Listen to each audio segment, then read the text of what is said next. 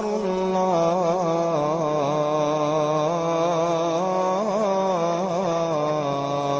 أكبر.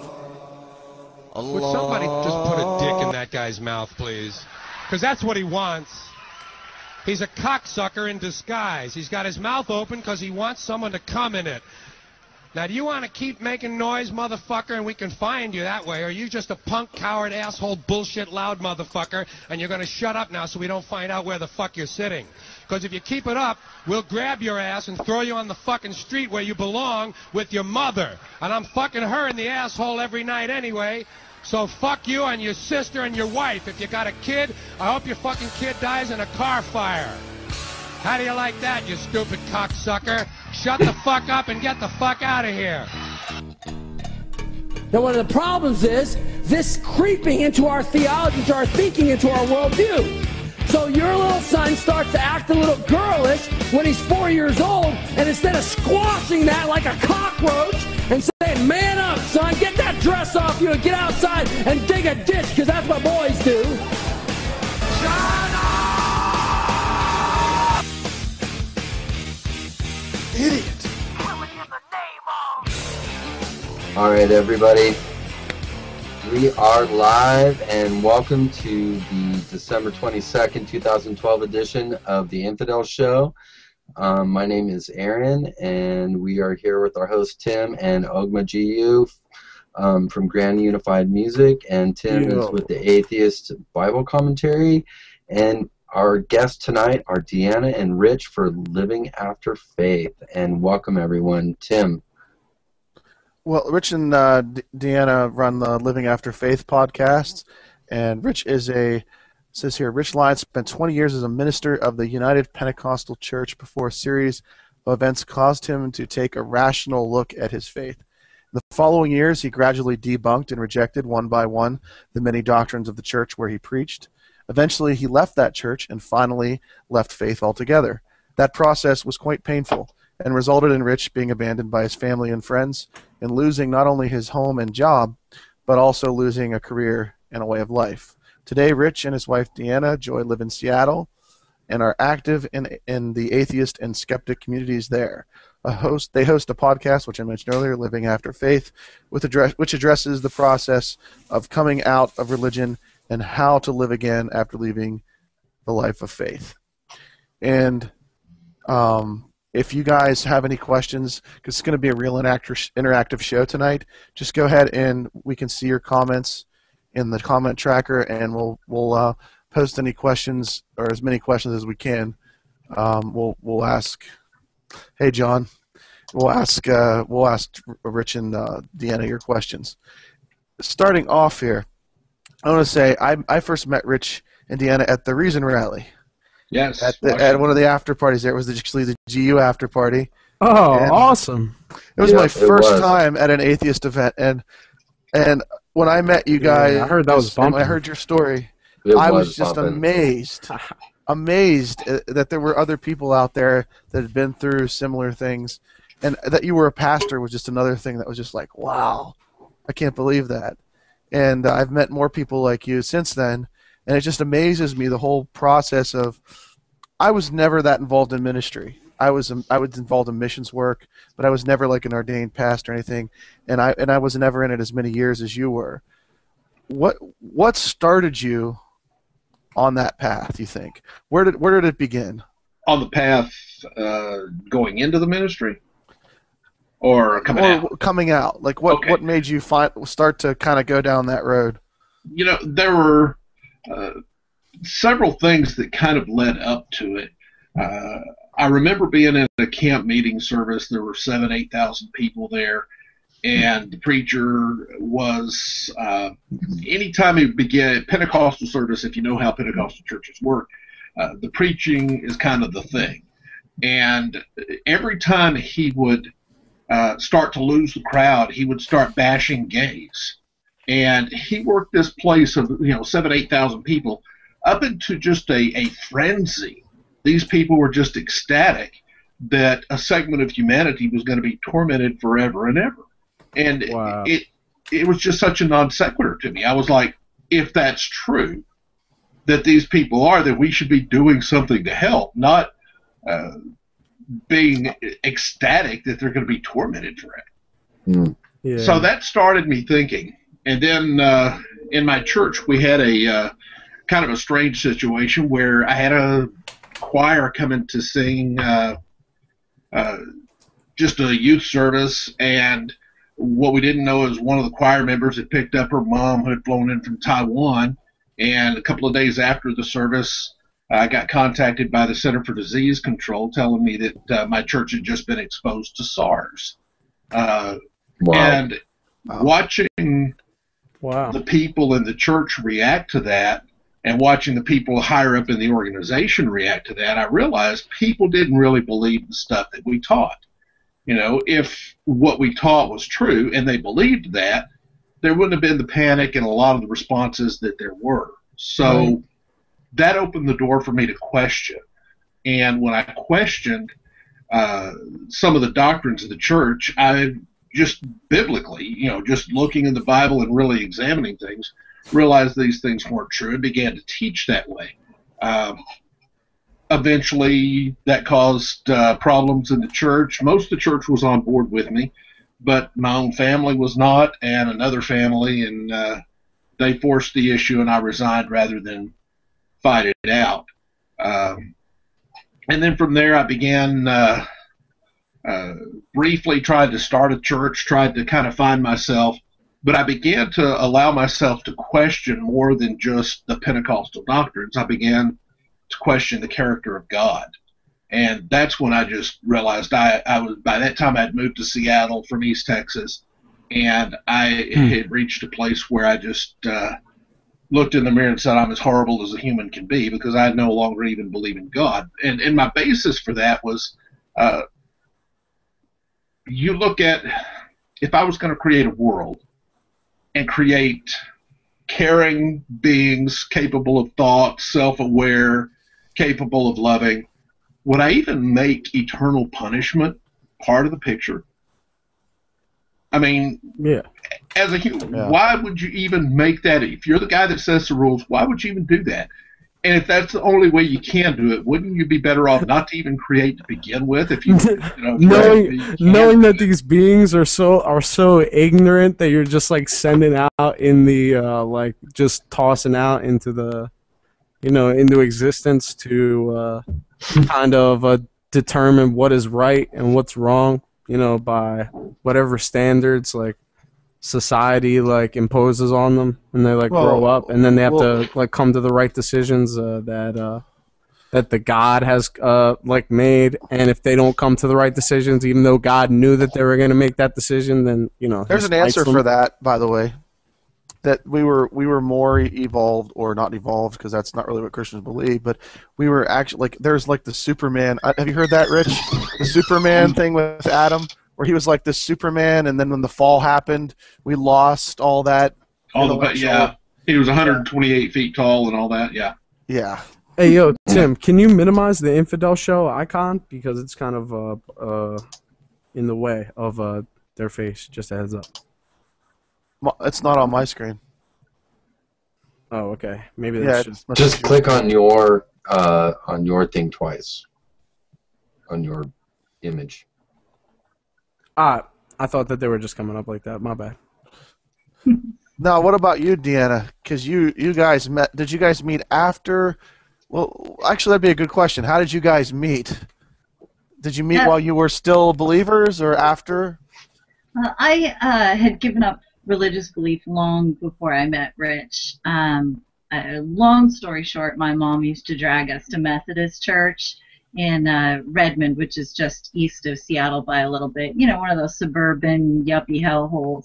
And we, you know, every week it would be like, I do not want to go to church. I hate this crap. I hate sitting in the youth group, and I hate learning all these stories, which I can read in my frickin' kids' Bible anyways, and they're stupid anyways, and I know they're not true. You know, it's like, there's no way they fit all those animals on the ark, right? So I kind of stopped all 400,000 believing. species of beetles. Yes. Yeah. I mean, I was all about, like, when I was a sorry, believer but and that I was logic younger. is so funny. That's so funny. I didn't even question, like, damn, like, that must have been a big-ass ark to have two of every animal. Yep, exactly. So I was a kid when I was going, I don't think any of this stuff is really true, but I still had that fear and that indoctrination for a long time, so I kind of hovered on belief for a long time. But Rich and I met a few years ago. He and I both worked in radio in Seattle here.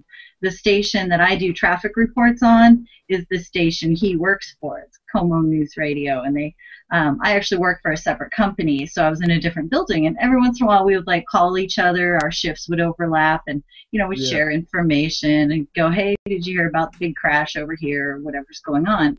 And he would make a joke in his what I call his Texas voice, where he really hams up the accent. And I don't know what you're talking about. Exactly. And so we would giggle and talk a little bit, and we added each other on Facebook because it was just like, oh, it's a work contact, And there was one time when there was a big catastrophic failure with the station, and I had to go over and work in the building where he was.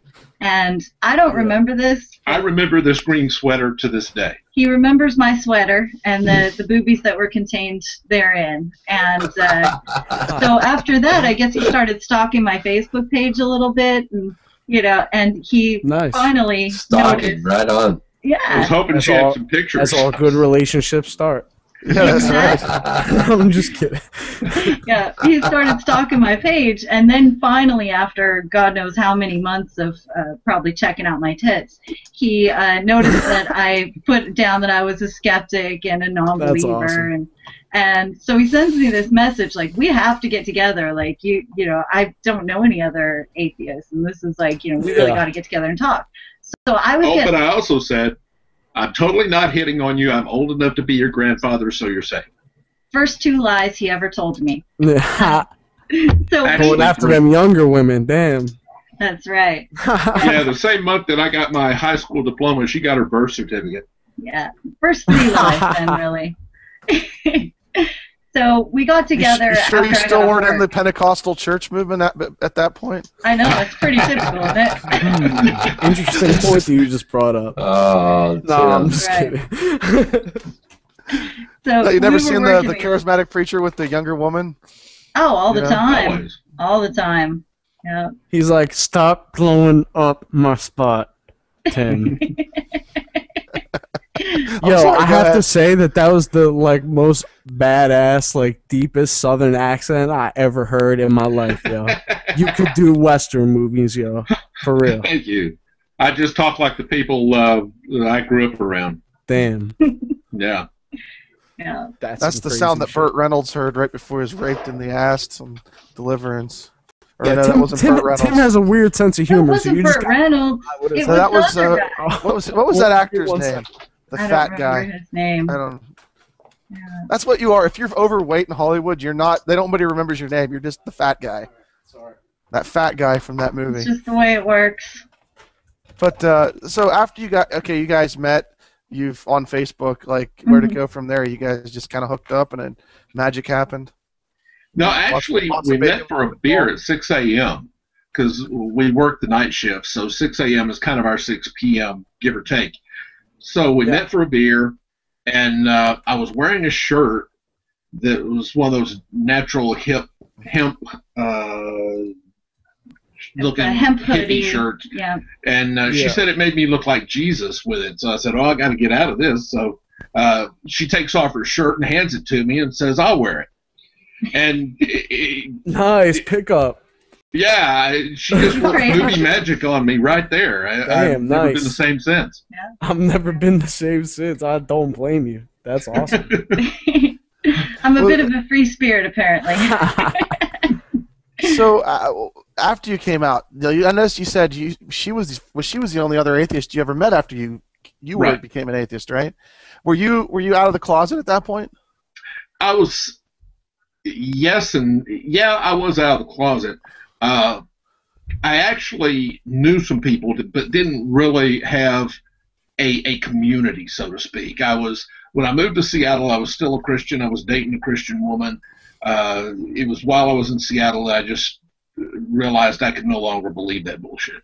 So I lost that relationship and really lost the whole circle of friends I had at that point. So I was in the process of trying to rebuild my social structure, and that was where I made the contact with Deanna. I'd met Valerie Tirico and actually been on her show once, and met some other atheists, but really hadn't put together a social network. And that's what I was trying to do with Deanna. Is, she was involved in the skeptics community. She went to some of the skeptics meetups and things, and I was just trying to make a physical contact to get a new social life started, really. Well, I know, tell me if this resonates with you. I was online, like you said, you were on Facebook, and when I became an atheist, I just had no connection to anything online with the community. I had nobody that I could talk to. Even though I could easily have gone online, I just was completely oblivious that there was such a big community online. When did you find that, or did you find that? Did you have a hard time finding that as well, like in coming into that? I had someone help me with that. I was when I began on Facebook. It was Sam Singleton was here in Seattle. I went to his thing and he debaptized me. So I took a picture of the debaptismal certificate that he gives you. And wow, there's debaptizing. Yes, that's a little creepy. It was. It's really funny. Pretty fun. He like takes a handful of salt and throws it in your face because salt is a desiccant in it. It's supposed to remove any of the molecules remaining from your baptism. I love it. My Sam Singleton's a riot. I put that on Facebook, and instantly people just, the assault was unbelievable. One guy went so far as to make a death threat that he would hunt me down. It was crazy. What? Wow. Yeah, and some of my Facebook friends saw that. That's crazy. And one in particular, and sent me out and said, "Hey, this is a fellow atheist. He's getting the shit kicked out of him. He needs help." And in that one day, I had 64 friend requests. And back then, I only had like a couple hundred friends. I don't remember. Wow. But it wasn't so. It was a huge number of friend requests. And from there, it's grown, I don't know, 1,100 maybe, I don't know, somewhere like that now. But wow. But so that's how you found it, huh? Yeah. It was insane that people would react that way. When you first came into it, were you like I was, you're like, holy shit, there's a lot of other people out there that think like I do. I'm not alone. I think mine was watching Seth Andrews, watching his speech at the Oklahoma Free Thought. Somehow I found that link. I was doing some research about atheism online, and I found the link to that. It was right after it happened, and I was like, his story was just like right on with what I went through, a lot of the things, and it makes you feel more comfortable. And it's so crazy. That's part of what you guys do, right? You try to do that, make people feel more comfortable coming out of faith. That's what your whole thing's about, right? What we focus on is the process itself, and I'll preface this with half the people who listen to our podcast don't subscribe. They listen from the website, and the reason they tell us this is they don't want the remnants of what they've listened to be found by others because they're still in the closet. So a lot of the people we talk to are still in the closet. A lot of the people that listen to us have like me. When I came out, it was quite a traumatic experience. As it said in the bio, I lost literally everything, not just family, career, but I lost all the stuff too. I literally moved to Seattle with what I could stuff into a suitcase, and a lot of people go through that similar kind of thing where their world disappears on them, and you're starting your world all over again. And I found that, I'm currently being treated for PTSD. I am 8 years out of the cult, but still deal with psychological issues. And we talk about that because a lot of people. Treatment. I'm sorry? It's good that you're seeking treatment.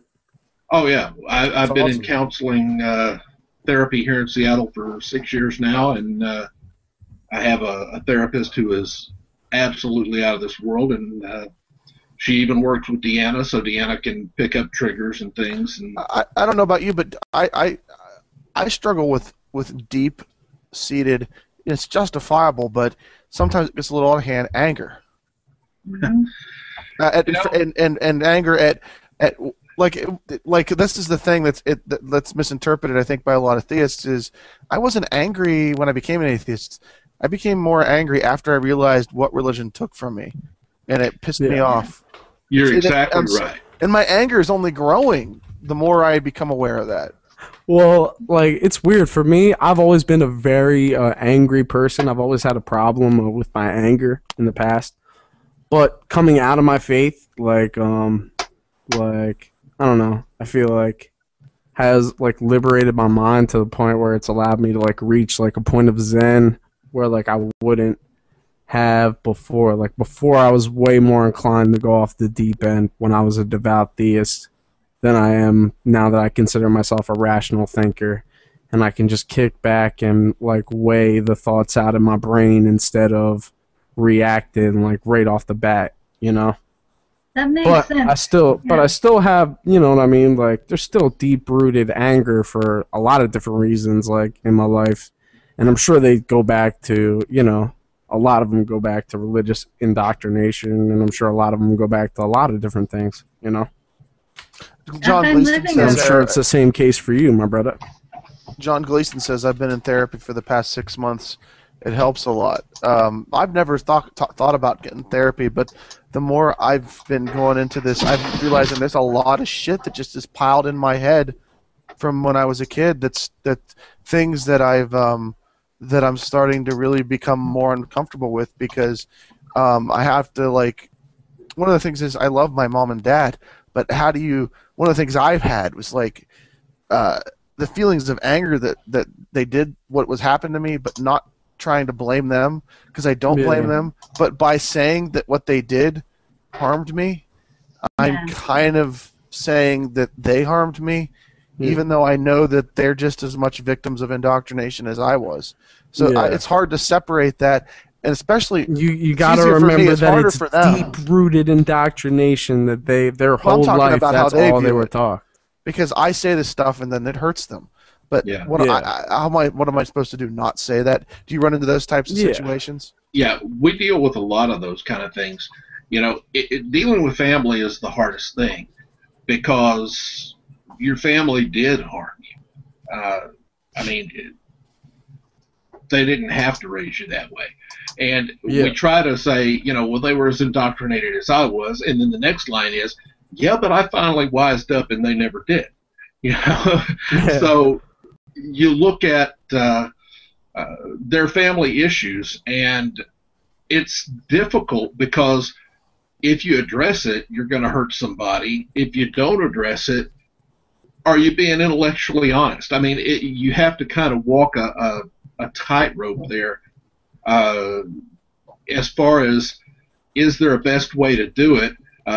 We have an episode in our podcast where we talk to David Silverman, and he goes through a pretty good list of things that to think about, to consider. I would add to, you know, since that episode has come out, we've learned some things. I wouldn't come out if I was a high school kid or a college kid and mom and dad are still paying the bills, because they can kick your ass out. And, you know, so, I mean, you have to use some wisdom and use some intelligence with it. But there's... I came out anyway when I was a freshman, and they were all pissed for a while, but they got over it eventually. Some don't, though. There's some people who get, you know, lose their opportunity to college and everything else. So you have to... You know, that's not worth it. Yeah. Well, you know, you talk about your parents. Like, fortunately, I was never in faith as long as you were. But do you ever, even though I had a short time in it, there's still some things I regret that I did. Things I said, things I did to people, things the way I treated people sometimes. And this is a really tough one, but, like, do you really think, is there ever any time you feel guilt about things you did as a pastor? I still deal with guilt for things I did as a pastor. I was a true believer. I did not doubt or question God until I was, you know, obvious over the pulpit telling them that I no longer believe the doctrines, and here's why. So I was a true believer, and I trusted God for things when there is no God to trust. And I preach the word the way the Bible says it. I preach the way the organization I was a part of. Unfortunately, that gospel they believe is incredibly abusive. It's absolutely. And because it's abusive, and the Pentecostal church specifically is very manipulative, mind control, it's a cult. I mean, Google United Pentecostal Church and the word cult, and you'll get 30, 40,000 hits. You know, that's not necessarily conclusive evidence, but it's 30,000 hits. Somebody, there's smoke and there's fire there. But any religion is a cult, as far as I'm concerned. Well, I agree, but they're a cult even among the religious people. People who would consider themselves a Christian still can call them a cult. So yeah, to answer the question, I manipulated people in my mind for their own good, but it was still manipulation. It was still a form of abuse. There were things like that. Did you profit from it too? Well, I was a pastor. Yeah, it was my living. I made money. So you profited from it? Yeah. You made your living from that. Yes. And it was a good living. I know that, and I feel for it. And I've talked to Tim about this, and I don't know, we've never really pursued it, but I've kind of want to go after pastors, because I think even though they may think they're doing the right thing, they're really not sharing the truth, right? I mean, they're not sharing truth. I was a true believer. Well, I believed that what I was saying was true. Right, but it's still not the truth. Right, well, but you just get so indoctrinated into the system that you think that, like, you assume that there's a higher power that's dictating to you that this is how it is, and then there's so much nonsense that surrounds it that makes you think that original idea is the truth. So no matter what nonsense like you delve into, you know it's for the quote unquote greater good or whatever, you know. So you try and like ignore it. Plus, right? there's a real persecution reinforcement. You know, if somebody is going after a pastor, like, you know, how a lot of us will criticize Mark Driscoll, for instance, especially because he's here in Seattle and the whole Mars Hill thing, and we'll all criticize the things he says. Well, you know that people like him are, because they're being attacked in their mind, that means that they must be right. And that, you know, that Satan it's almost a reinforcement. Them. Yeah, it's a reinforcement. Yeah. Wow. Yeah. How often do you hear that from all forms of cognitive dissonance, when people say, well, you know, if I wasn't right, people wouldn't be attacking me. If I wasn't right, people wouldn't be arguing with me. They play the victim. That's what allows people like them to bash and abuse gays and other people and other groups of people, and get away with it, with making themselves the victim, and that they're the ones that are actually abusing other people, but they really actually view themselves as the victim. I remember that. They're projecting. Yeah. Yep. It's right a very human trait. Well, here's a question. Another one I have about, you said you were a true believer. I remember feeling the presence of what I thought was the presence of God. You remember that? Oh, God, feeling, that rush. I can still drive down the road, listen to music, and speak in tongues. Same here. But you also, that same feeling, you can attribute it to other things now, right? You still feel that? Exactly. When I was still living up on Greenwood before we moved into downtown Seattle, which just is a time reference for me, it means nothing to anyone else. I was out of church. I was atheist. My boss someone at the place where I work had Googled me and found where I used to be a preacher, and they stuck a thing up on the wall that had a picture of me and my ex-wife, and, you know, the article of, you know, where I was preaching and all this kind of stuff.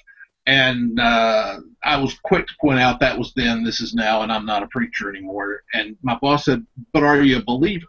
I said, "No, I'm really not." So that was the first time I really came out as a non-believer. I forgot where I was going. You were talking about feeling the feeling. Oh, yeah. Presence. Yeah. So at that point, I was out as an atheist. I knew I was an atheist. And I began asking myself those same questions. What was that I really felt? So as a non-believer, I stood up in my apartment and put a picture of myself on the computer screen and preached to myself. Preached down the power of God, felt the presence. Everything was there, and I said, but this is bullshit. But I could still feel it. Then I went downtown to the waterfront, and I was walking. I was still processing this, and there's a guy sitting down. He's homeless. He's got a sign, cardboard sign. Instead of begging for money, he says, I don't need money. I need a miracle. So I took off my glasses. I have beautiful greens. Don't know if you can see them there. But I took off my glasses. I had on the Jesus shirt back then. This was before I met Deanna. And I walked at him, and I looked at him, and I said, who do you see? And he looks up, and he said, I see the Son of God. And I said, you've spoken well. Receive your miracle. And he jumps up and starts saying he had his miracle and all of this.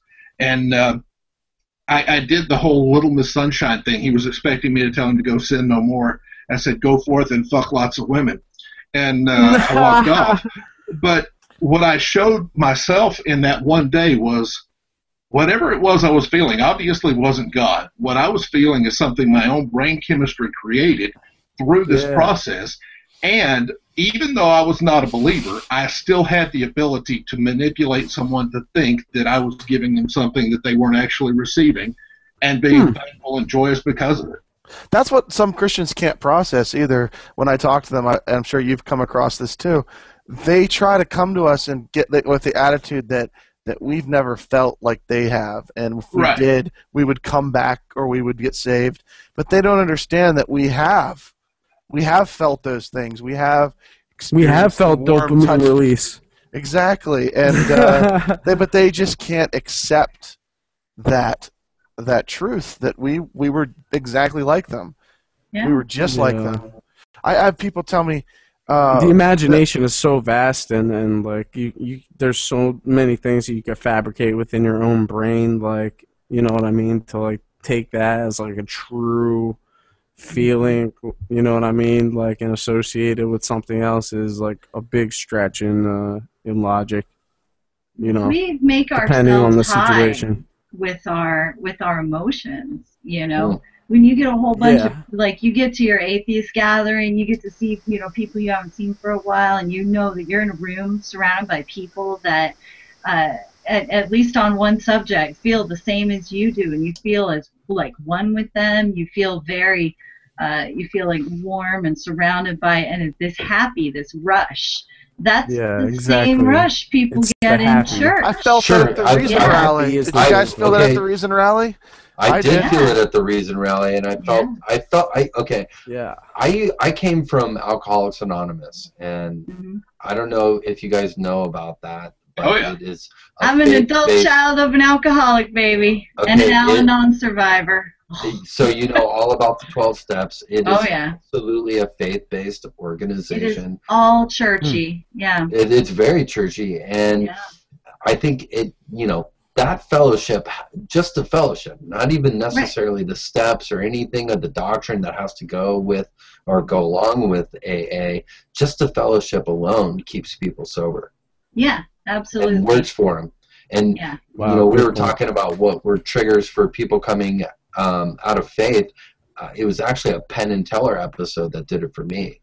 And, it was the Penn and Teller episode on AA, and when I heard him say it, I was already an atheist, but when I heard Penn and Teller say, hey, you know, you're the one who's doing it, not anything else, I was like, you know what? I'm coming out. Yeah. You know, in Daniel Dennett's book, Breaking the Spell, he talks about that, and part of it, is it worth breaking the spell if you had these people who had been giving credit to God for them being sober? If you break the spell and show them that it wasn't God, is that going to send them back to the gutter? And he takes just the opposite approach and says, no, what that's going to do is cause these people to realize I did this. Right. There was not some other power, it was me. And you give them the power to be themselves and to execute the power that they have as individuals. So it's actually breaking that spell is actually a liberating thing in that. It was for me. I had, Aaron, I want to tell you about this because I didn't get a chance to, because it fits in with your AA and what we're talking about here tonight. My wife's friend used to be a heroin addict. and I won't mention her name, but she came over, and we started talking about God somehow, and we got into a debate about atheism and stuff like that, and all the things related to it, and she started to get really upset because I was telling her that her experience that got her through her addiction was her. And she started to cry. She says, "Don't you take that from me. Don't you take that from me."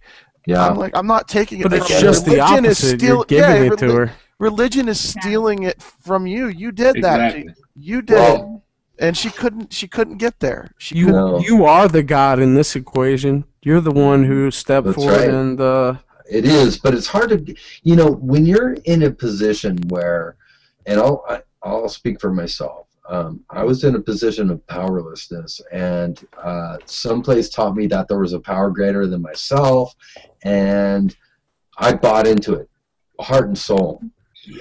Despite my most, it took me a year of literal mental anguish to fight cognitive dissonance. It was hard for me because I was raised in a secular home, and I was totally against. I mean, I was like, this is fucking bullshit. But yeah, I was desperate at the time, so I bought into it. So I can understand how people, in desperate times, it requires desperate measures. And I'm not going to bash that organization because I know they help a lot of people. Yeah. But I will say that in hindsight, I think the entire function is based on false premise. Or based on a false premise, which I don't know if it's harmful or not, but I believe that it is. Yeah, what they do is they give you a real. Sorry, they give you a real solution to help you quit drinking or using, and that's community. That's what they give you. Is they give you other people to trust and to trust you and that fellowship. But then they dress it up with a lot of language and a lot of steps that are not only not true, but I think they're harmful. Because what's that first step? Admitting you have no power. Right. How is that helpful to somebody who's trying to take control of their own life and their own problems? Exactly. Yeah. And I think that leads leads on a false premise. Even though it's helpful, when I was helped by that, and I'm grateful for my experiences and what I've learned, and for the fellowship. I have some of the best friends I could ever have in my entire life due to that fellowship.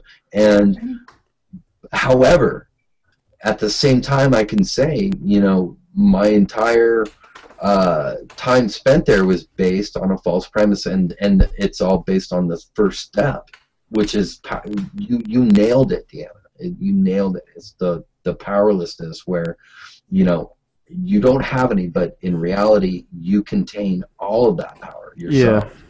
Yeah.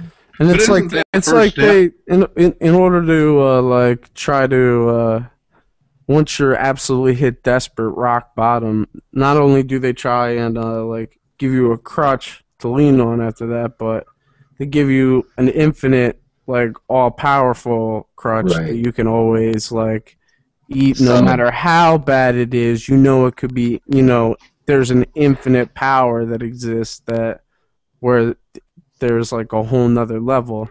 So they give you that idea to latch onto it, but to apply it to the concept of an all-knowing, all-powerful God is foolish, and really is just a big-ass Band-Aid, because eventually you're just going to get angrier and angrier once you realize things could either go good for you or well for you, or things could go really badly. And depending on your own decisions, you can either blame that on God or you can blame it on yourself. But at the end of the day, you're the one who's making those decisions. Do you guys ever? Do you guys ever miss your old faith? No. So you've replaced it. You don't feel any, because you hear people say that sometimes. You hear people say that they miss the fellowship, but that's just what we're talking about. There is a replacement, and I guess I that found a highlights the new importance fellowship. of the atheist community to give I found a new people fellowship. something to replace that with. That's And what then, go ahead. we talk a lot about that community, about trying to build that community and be that community. Initially when I came out of church, I was an island. I mean, people would literally walk across the street. I was disfellowshipped, which means you can have no contact with him.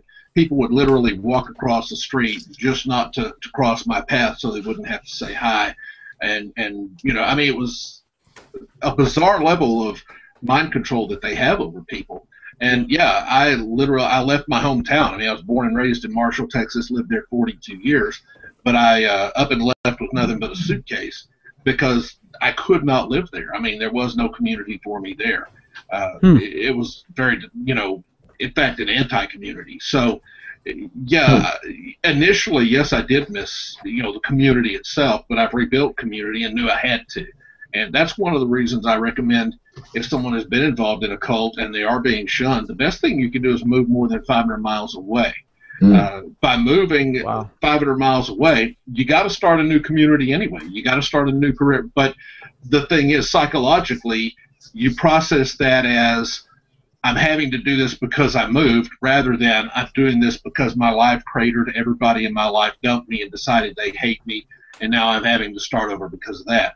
The change of location gives you a different perspective, and it's all about mindset in the end, right? What's that? It's all about mindset in the end, right? Exactly, and it gives you the mindset where you can begin to rebuild. It's a beginning place instead of a crashing place. So Brenda Peixoto wanted me to ask this question. So how difficult, and this goes, I kind of think you kind of answered it here.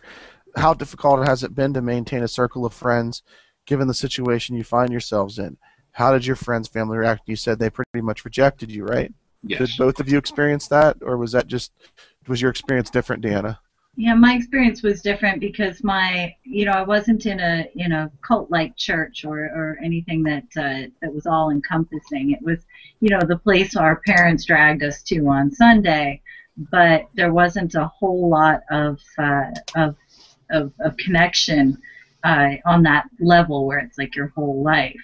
I've kind of been dysfunctional and kind of crazy most of my life. I left home at 15, and so I've kind of moved around, and I'm kind of constantly reinventing my own community and my own personal friend family circle. So it hasn't been so bad, but there are times where I always wonder what it's like when everybody everybody you hang out with, everybody you talk to who supports you and you support them, is all based on one organization, because I can't imagine that.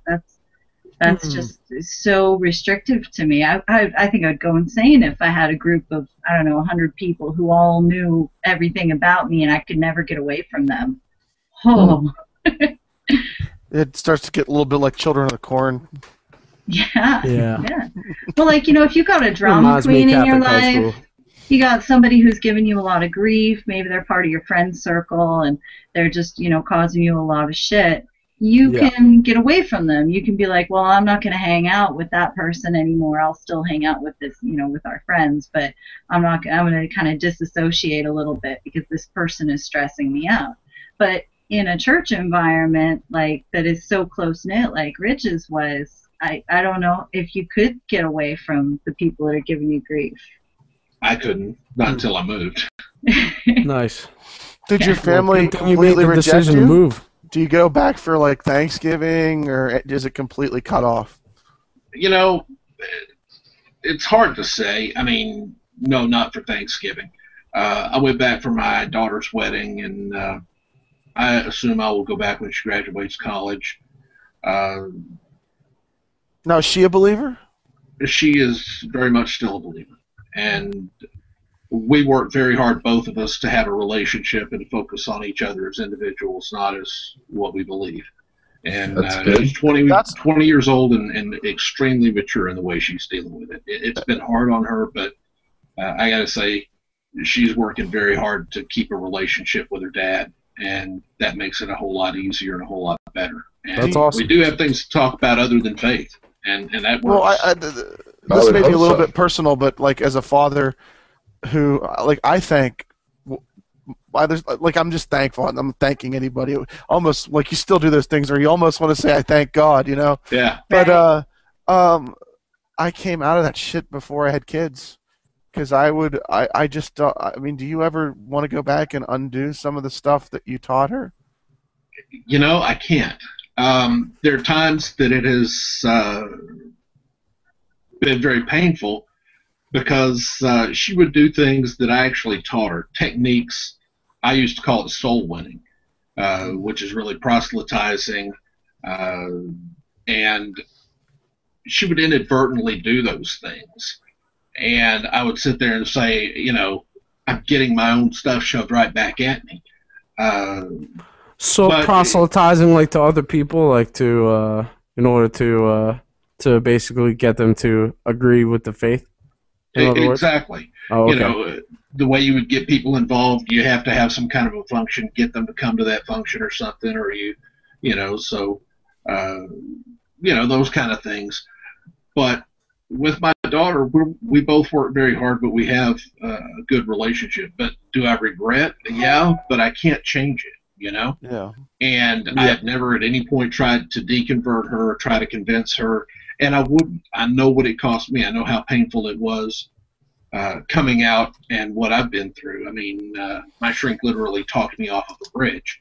So I know the pain. Wow. I know how deep that hurt can go. And I wouldn't wish that on anyone. That's what I think a lot of people who even people in the atheist community that were never indoctrinated, never were true believers, don't understand about sometimes the way that we view religion is a little bit more harsh and intense than they do because of what we went through. Right. And one of the questions I had here was what was the process of losing your faith highly emotional for you? You just said obviously emotion was a big part of it. Do you struggle deeply with any particular aspect, or did you struggle with any particular aspect of your religious belief as you came to non-belief? Like, did you have a problem? Like, I know one of mine was just giving up the fear of hell. That was a big thing for me. Was there something like that that was a sticking point for you? Not really a sticking. Once I allowed myself to question the integrity of God, the rest of it pretty well fell. But there's still things. Hina Databoy, she described it's like a octopus in your brain, and the tentacles are all wrapped around in your brain, and you can't tell it apart from brain or tentacle until something stirs something up, and you find your brain saying, "Where the hell did that thought come from?" You know, I still have those moments. Interesting octopus analogy. Yeah, I find myself thinking things that my current brain wouldn't think, but that's the way my old brain did think, and I haven't addressed every single thing that I ever thought or believed. So when those things come up, a lot of times you have to re-examine them, and they hit you from nowhere. It's like you have all this shit rattling around in your head that you just accepted at some point. You don't know why or where you accepted it, but you came into your head and you just said, okay, this is a fact, or this is something I'm going to accept, and it's back there, and then it comes out at a random point, and you're like, holy shit, why did I think that? Why do I still think that? And you just, because you never, and I had half as much time in this as you did. And I can't imagine that you must just have you have a lifetime of this stuff up there. It must be so much more intense. Unfortunately, there is a lot there. And you talked about the emotions. When I first came out and was rejected by the church that I was a part of, I went into such a deep depression that my life literally was, I would wake up in the morning, take my daughter to school, I would come home, I would sit in a dark room with a 38 special in my lap, almost petting it like a pet, thinking, if tomorrow is worse than today, I will use this. And I did that for months. If tomorrow's worse than today, I'll use this. I don't have to do it today because I'm surviving today, but if tomorrow, and that was my comfort in life, was knowing that I could end it at any given moment. So the emotions, the mental anguish. It's so crazy how those forms of belief, they lead you to in so many different paths of different ways of thinking that are so irrational, you know, that would drive you to do things that are absolutely absurd. And then when you look back on it, you're like, wow, I can't believe that I was doing that.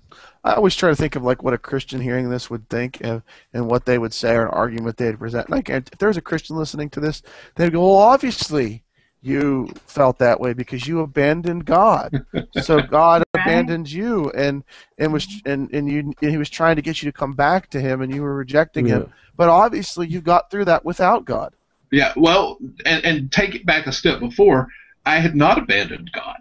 At that point, I had that's realized, what they would say. I didn't mean that. Yeah. That's what I'm saying they would say. Yeah, but just to say what they would say, I had not abandoned God. At that point, I had abandoned the United Pentecostal Church and some cultic teachings. Yeah. But at that point, I was still very much considered myself a Christian, trying to be mainstream in my beliefs, trying to find out what mainstream belief really was, how it differed. So at that point, I was actually seeking God more than I mean, you can't just draw that analysis and say he abandoned God, so God. But that was a turning point for me because I could look God in the face and say, you know, I preached everything that I believed was true. And you know that when I saw things were not true, I had the courage to stand up and preach why it wasn't true. And I could look my God in the face and tell my God, you know I didn't do the things that I'm accused of. You know these things. Did you ever curse out God in prayer? What's that? Did you ever curse out God in prayer? I did that a couple times. I told him to go fuck himself. I told him, yeah, I did too. Like, I sat in a room by myself, screaming at the ceiling, saying, "You piece of shit, motherfucker!" You know, and that was when that was still deeply into my beliefs. I remember just crying to him like in anguish, like why, you know, like just cringing in anguish, why? But I never went so far as to be like, yo, fuck you. You know, because I knew, like, he was like God. Well, so in my mind, I was just like, being like Jacob, wrestling with God. That's how I viewed it. Yeah, exactly. You know, I was striving with the Lord. I went to a deal in Montana, a couple of states over. Is that Montana? Yeah. Yeah. Where it was a Christian guy, and he has these, you know, people who are broken ministers, essentially, is what it was. And we all went up on this mountain hike and everything. We're supposed to, you know, get connected and everything. And we were sitting around the campfire, and everybody was sharing their testimony. I said, you know, God could just go fuck himself this far. And there we are at the campfire, and everybody's like, oh! Waiting for the lightning to hit. But I was like, nice. You know, I really don't give a shit. I was like, and the anger really began to come out. But what I was expressing was, I knew for a fact, you know, there's right and there's wrong, there's true, there's lie, but I knew the integrity and honesty of my heart that I had pursued God, that I had pursued the doctrines, that I had examined things, and I started to realize you were better than the thing you were worshiping, right? Exactly.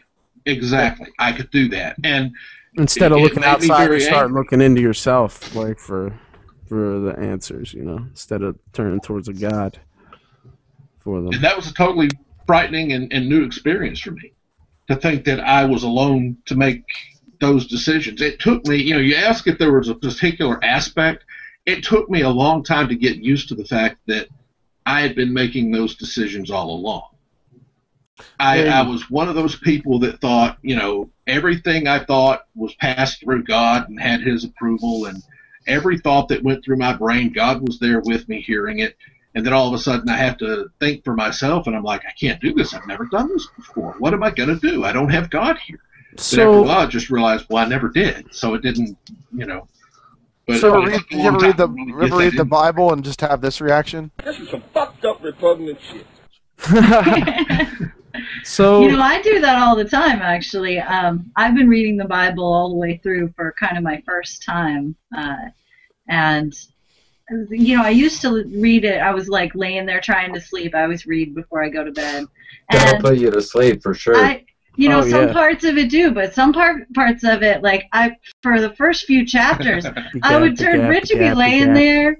He'd be like, trying to sleep. He's snoring, and I'd be like, "Oh, honey, did you know that Noah was 900 years old? This is fucking crazy." And he'd be like, "Yes, I know." Did you realize Abraham is such an asshole? I'm like, yes, he is. Bill Moyer's did special on Abraham. Yeah, I know. God is even more of a dick for telling him to do he's that. such a jerk. How did you know this book was so awful? Yeah, I know now. That's why I started the Atheist Bible Commentaries, so that atheists and Christians, we could shed light to every single aspect of the Bible, good, bad, or indifferent. I want everybody to know exactly what's We want people to read their Bibles. And people are so quick to say, like, no, that shit, like, they just, like, say that you're lying. As they're way more quicker to say that you're lying and get angry about it than ever check the source, like, because we don't want to go into the book and actually read what it says. Right. So if you say that I'm misinterpreting it, how about you interpret it and you tell me what you think it means? What metaphor is there for infanticide and genocide? What spiritual lesson are you supposed to learn about running down women and children? Right. Yeah. Or cutting women into 12 pieces. So you get to the point where you realize, this is evil and all that, and you're sitting there and you feel yourself slipping. This is how you feel it going away. Part of me, at least this is the way I felt, was like trying to hold on to it. I had my brother tell me because he's a Calvinist. He's in seminary to become a minister. That I was never a true believer. I never wanted to believe, and I looked at him and we actually had a huge fight. It was Thanksgiving. And I almost punched his wife in the face because she said, "You have to understand. You have to understand." This is my sister-in-law. You have to understand. You almost bust because of what we believe. We can't believe that you ever believed in it. And I go, "Well, good for you, you stupid bitch." Yeah. I spent nights on my knees in prayer, weeping my eyes out to a God who was never there. Trying to seek this thing and tearing myself from the inside out. It was, and Rich, it's a brutal. I've had people say the same thing to me. You never really believed. I'm like, where were you those nights that I prayed all night long for people in my church? Where were you when I walked to, people's homes and prayed the last prayer over them before they died? I mean, do you really think that I went 20 years without watching a television show or a movie. It's condescending. Yeah, and it's insulting and it's hurtful. It's insulting. Yeah, very hurtful. Because the process of losing your faith is a hurtful process. You're giving up everything that you've identified your entire life with. Because it's not just a belief; it's an identity. Yes, you basically are losing who you are as a person, and when you finally let go. There's really, if you don't have a grasp on philosophy and things like that, you're kind of out and just swinging in the breeze.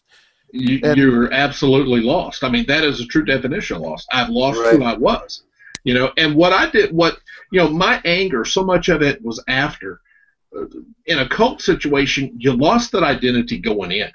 But you didn't realize it because they quickly replaced it with another identity. You are assimilated like the Borg. But coming out, you no longer have that Borg, and you don't have the identity you had when you came in. That was destroyed too.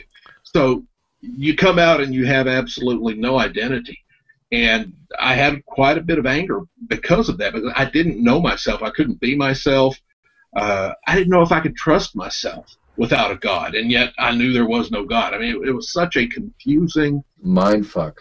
Yes, thank you. Exactly. Yeah, that's the best way. It was charismatic Christianity, Pentecostal Christianity. It's a whole different world than normal Christianity.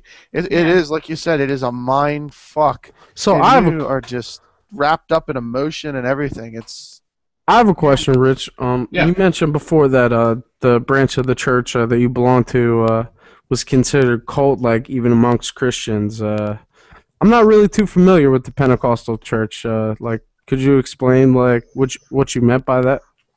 Okay, there are lists that you can go through online that will define a cult, and I don't happen to have one right in front of me, but some of the things that you look for is, do they say they're the only ones who have the truth? Do they try to limit your exposure to the outside world? Do they use peer pressure to control people? Do they use manipulation to control people? And you go through it. And in the United Pentecostal Church, they go straight down the list. They have exclusive doctrines. They have their own language. They have their own code words that mean different things. Which many of the sects do. I'm sorry? I said which many of the sects do. I mean, many of the religious sects, exactly. They don't have the monopoly on cultism. I mean, think about Jehovah's Witnesses, and you know, there's so many others that mask themselves in Christianity. So I'm sorry for interrupting. Go ahead. No. Actually, you're exactly we got to get ready for a break here, because in this hour we focused a lot on the personal side of it, like of our stories and your stories. But the next hour, I'd like to talk more about your stories of people you've helped, and what you do to bring people out, and the importance of like the community, and how that's impacted people. And we have some questions too in YouTube. Lance Sievert and a couple other people have some questions that we want to get to. So we will play some audio here, and we will come back after. This is going to be 3 minutes, so we'll take a quick break. I'll smoke and grab us some beers. Do you want another beer? Yes.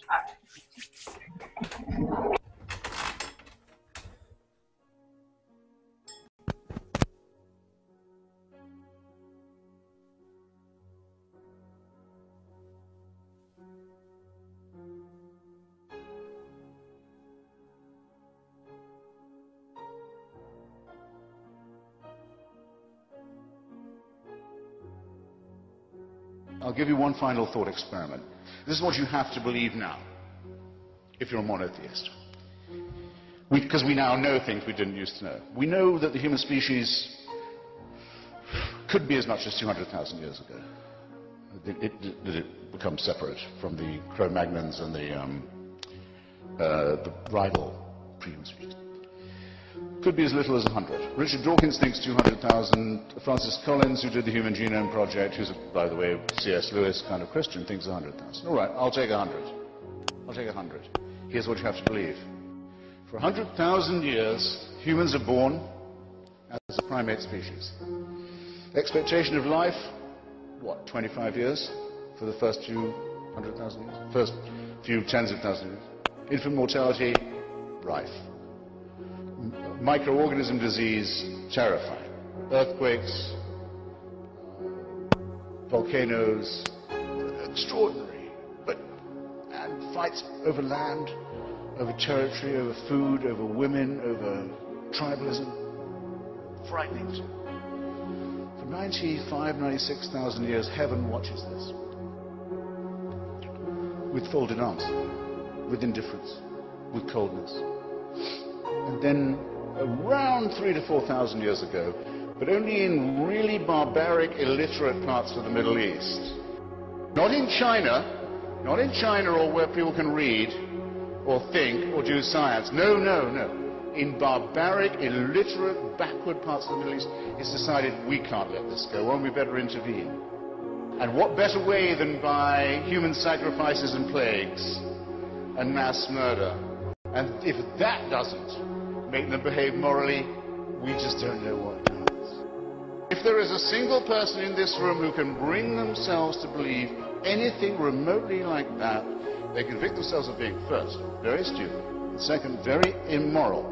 And thus it seems to me that the case for divine intervention and for the supernatural falls, and that we should be glad that it's fallen. And thank you.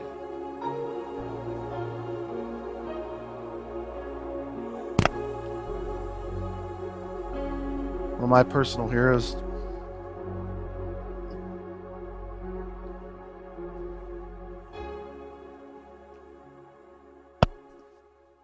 All right. And we're back. So I'm going to go to, let's see, here we got Lance Sievert was asking, do you believe that some church leaders knowingly preach a lie? Yeah, that was one of the things that I found out with the SARS incident. The upper echelon of the church was trying to get us to take a hard line, and I realized that their approach to the situation was based on an underlying belief that what we actually teach is not right. I realized that they were not true believers, that they really didn't believe. Because if they had, they would have followed the logical path of the people who die are going to heaven, God's doing this to bring attention to the church, there's positive things that God's doing. I mean, all of that crap would have been the standard line instead of the line that they were taking. So I know for a fact there are people, even when I was Pentecostal, I knew people in other faiths that really didn't believe it, but they were too invested in it. I couldn't be that guy. When the SARS thing happened, I went to a lake nearby, borrowed a RV, and stayed for a couple of weeks. Didn't even, this, pre-cell phone days. I think I had a cell phone, but it was one of those things that, bag phone or whatever days. So, you didn't really. And I was at the lake for a couple of weeks, and my purpose for being there was just, can I be the guy that walks to the pulpit every day knowing he's going to lie and make money off of that and just ride the cash cow? And I couldn't be that guy. I had to change what I preached. I had to change it and say what I actually believed or die trying. And I knew when I left the lake it would cost me everything. But one thing I've said a lot since then is at that time I had no clue what the word everything really meant. There's another question in here. Let me find it here. I lost it. Sorry. She hates it when I say I lost it, but we're usually talking about something else. The comments reset. If I may offer, the Clergy Project is actually a good example of preachers who don't believe everything they're preaching. And I know that we've spoken with and have known people who were still on the pulpit, and they couldn't get out yet. They knew that what they were in their church, that it wasn't true. And a lot of them try to kind of alter their message a little bit to make it more fitting with their new beliefs and their new values, but they still have to say that, there's a God and he wants us to do this and that, when really they don't believe it. So we know it happens. We don't know how frequently, of course. And I would say in that situation, they're doing the best they can. I know they're walking the pulpit feeling like hell every single Sunday. I know that because they're dealing with this internal strife. But what we're trying to do through the Clergy Project is help these ministers find a way to normalcy rather than blowing their whole goddamn world up like I did. I mean, that wasn't necessary. You didn't have to blow your whole world apart just because you don't believe something, even though that's the cornerstone of everything you are. I was fortunate. I had a career I could fall back on, but many preachers don't, and that's why there is the Clergy Project. It's a good program. Some people have said, is it right for these people to still be preaching? And I would say absolutely. Is there a way that you think? I mean, because you deal with this a lot, you're involved with these people. Is there a way you think? Or do you have an estimate in your own head of how many people are actually behind the pulpit that don't believe anymore?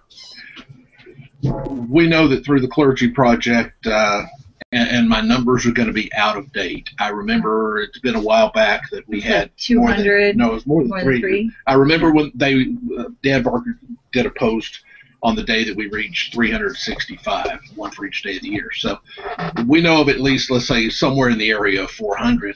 Are involved with the Clergy Project. And some of those are still in the closet, right? Yeah. Still active ministry. Yeah. They're kind of like Teresa McBain before she came out. They were kind of. Are some of them like posting and blogging about it too? Yeah. So Exactly. all the people in the Clergy Project are former preachers? Well, many are current preachers. Yeah. Oh, okay. Many are current preachers, still behind the pulpit. they will help each other through another Sunday tomorrow. We've heard our stories. We heard your stories last hour, and we got into some of our stories. But what are some? I mean, without naming people, or if you can name them, if you can't, that's fine. What is probably one of the most interesting or thought-provoking stories of someone that you've met that came out of ministry? Do you have anybody that comes to mind? That specifically out of ministry, or just out of church in general? Just out of ministry, a minister that like with the Clergy Project, or that you've helped. Some that sticks out. Something that's like the most interesting. In the Clergy story. Project, I really can't talk about those things. The things that happen inside the Clergy Project kind of stay there. We don't talk details at all. Understandably, we get it. Yeah, I understand that. So, is there any story that you can talk about, like something that's just like just the most interesting or the most dramatic or fascinating person that you've met that's come out that you can talk about? And you can refer to them as X or Y or Z if you want to. The person I would say most fascinating would have to be Nate Phelps. His father, Fred Phelps, at Westboro Baptist Church. And at 18 years old, Nate Phelps, thinking he was the worst a human could be, could no longer tolerate his dad or his dad's God, left home in the dark of night, and the story of decades of recovery that he's been through. We talked to him at length. Wow. And, I mean, he's still, because the abuse that was the norm of his life every single day, I think he's about my age, close to 50, one way or the other. And oh yeah, when your dad is that much of a hate monger, it's hard to come back from that. Yeah. But to know the man today, he is the most kind, gentle. Yeah. He is a sweet man. And I'm friends with him on Facebook, and he tries. I'm friends with him on Facebook too. Yeah. Just to see where he started and who he is today gives me hope. I mean, there are times I feel like an asshole because of the way I say things and do things. And, I've even had people, my shrink even told me, he said, when you come out of a cult for a while, you're just going to be an asshole. But it gives me hope that I don't have to stay an asshole, because I can look at Nate Phelps and say, there's no one on the planet other than his dad and his family who'd say he's an asshole. Everybody who knows him will tell you he is the sweetest, kindest, most thoughtful, just a wonderful human being. And to see that someone came from the intense abuse and hatred and became that wonderful of a human being, I don't have hope in God, but astounding. If Nate Phelps can do it, I'm not saying I can do it, but I can have hope that I can do it. Yeah. A story that comes to mind as well that was a very interesting, touching story was Robert Parham. He was a member, he's still a member, but he was a member of the Clergy Project for from its inception. And we interviewed him quite a while ago, and it was almost a year before we actually ended up releasing his episode. So we've gone back. We had it, sitting around in the things to be edited folder, and it was one of those I couldn't really deal with because we started with a 20-minute format, and the interview with him opened up into things I never had an idea, and I couldn't fit it in 20 minutes, so I just backshelved it. Well, then we changed our format and went long form. And then go ahead. Yeah, and Robert was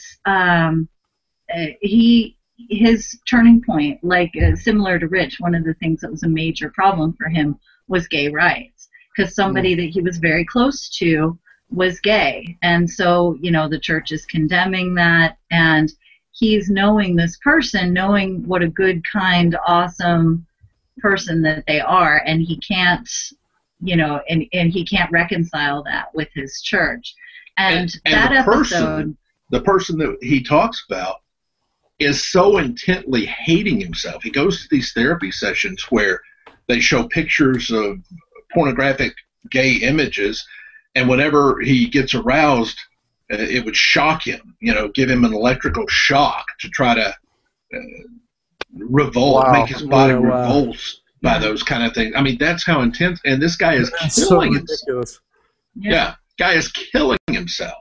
because he can't be who he is. I'm sorry, I interrupted. Go ahead. Oh, that's all right. That's all right. So when we put out the interview with Robert, we got more comments, and in fact, our friend Daryl Ray, the author of The God Virus and the man who started recovering from religion, called us on the phone. He was like on the road, and he was like, "I'm just driving down the road right now with tears streaming down my face, listening to Robert's story." And it was one of those that was really, it was so emotionally intense. It was wow. a difficult one, and probably one of the more interesting stories, ministry-wise as well, would be Jerry DeWitt and Teresa McBain, both of whom we've had on our program a couple of times. And just hearing them sit down and just tell the raw story of how they came to lose their faith and decide that they had to get out, and how they made the leap. It's moving. And I get chills just thinking about when Teresa gave her speech at the American Atheist Convention after the Reason Rally.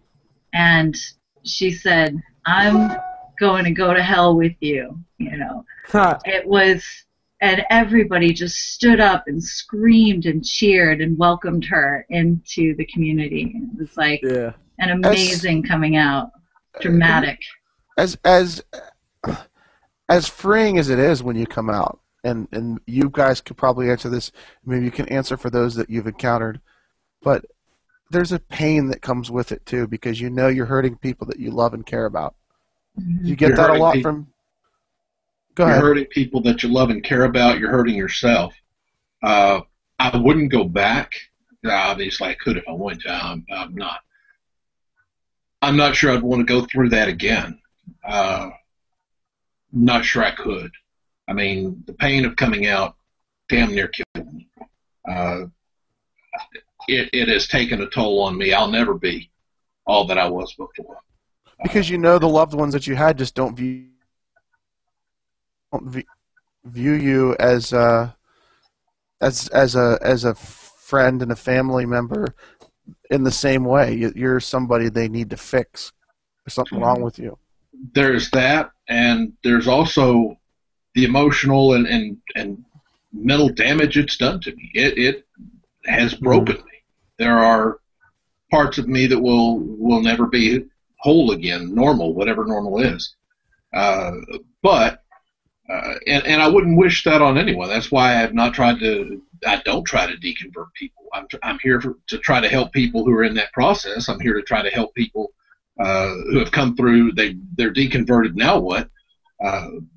But I know the pain that it does cause. And you're right. Yeah, we talk about it being liberating and all of that, and you get to a place where it is. But that's not the day after. That's not the week after. That's not the month after. There's anger, there's fear, there's hurt, there's guilt. It was a long time before. And then when you have religious people go, "Why are you so angry? You're angry at God. You're just so full of anger. I just want to poke him in the eye with a fork." I'm not angry. Fuck you. I know. But it's like having this. It's like being an animal in a cage, and then having somebody poke you with a stick. You finally get out of the cage, and they come at you with the stick again. Yeah. And that's what it feels like. Yeah. Well, I think there's a big difference too. That I'll admit that I'm angry about some things, but what I don't like is being accused of as being hateful, because I'm not, and I don't. Absolutely. None of my friends are. I can vouch for that. None of my friends are hateful people, and they might be angry about some things, but they don't hate anybody. They might be passionate. They speak strongly. They are loud about their beliefs. But the hate is an interesting aspect, because people.